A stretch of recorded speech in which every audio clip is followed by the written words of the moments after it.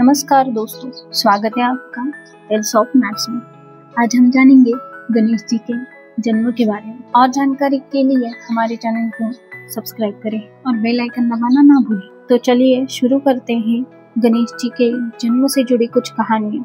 पुराणानुसार उनकी बहुत सी कहानियाँ बताते हैं। आज हम वही कहानियाँ जानेंगे। तो चलिए शुरू करते हैं।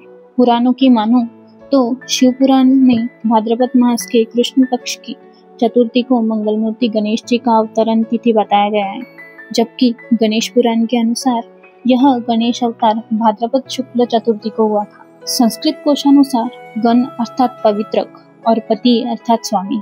इस अनुसार गणपति अर्थात पवित्रों के स्वामी।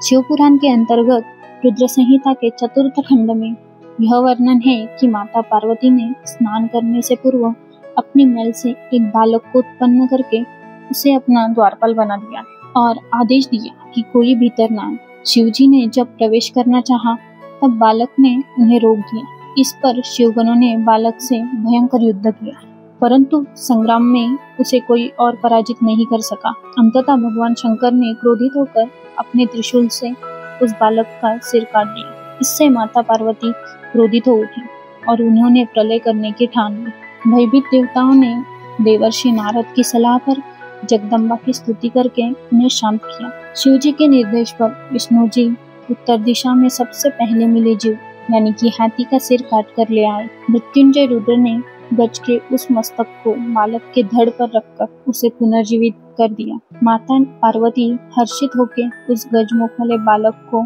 अपने हृदय से लगा लिया और देवताओं में अग्रणी होने का आशीर्वाद दिया।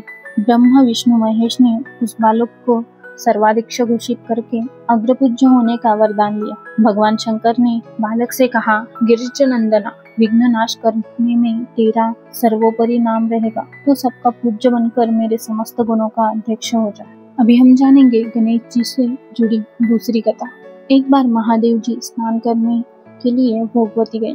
उनके जाने के पश्चात माता पार्वती ने अपने तन के मैल से एक पुतला बनाया और उसका नाम गणेश रखा। पार्वती ने उससे कहा, हे पुत्र, तुम एक मुग्दल लेकर द्वार पर बैठ जाओ। मैं भीतर जाकर स्नान कर रही हूँ। जब तक मैं स्नान न कर लूं, तब तुम किसी भी पुरुष को भीतर मत आने देना। भोगवती स्नान के बाद जब भगवान शिव जी आए तो गणेश जी ने उन्हें द्वार पर रोक लिया। इसे शिव जी ने अपना अपमान समझा और क्रोधित होकर उनका सिर धड़ से अलग करके भीतर चले गए।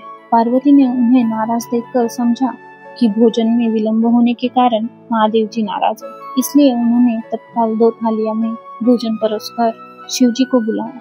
तब दूसरा थाल देखकर तनिक आश्चर्यचकित होकर शिव जी ने पूछा, यह दूसरा थाल किसके लिए है?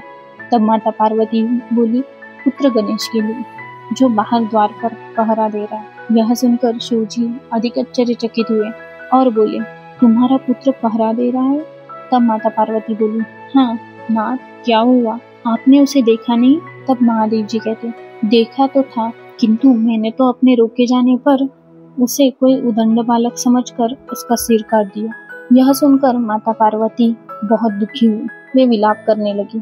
तब पार्वती जी को प्रसन्न करने के लिए भगवान शिव ने एक हाथी के बच्चे का सिर काटकर बालक के धड़ से जोड़ दिया। पार्वती जी ने इस प्रकार पुत्र गणेश को पाकर बहुत प्रसन्न हुई। यह घटना भाद्रपद शुक्ल चतुर्थी को हुई थी, इसलिए यह तिथि पुण्य पर्व के रूप में मनाई जाती है। Thanks for watching videos. अगर आपको हमारे वीडियोस पसंद आती है तो लाइक करें, कमेंट करें और शेयर करें। मिलते हैं नेक्स्ट पार्ट में। तब तक के लिए बाय बाय।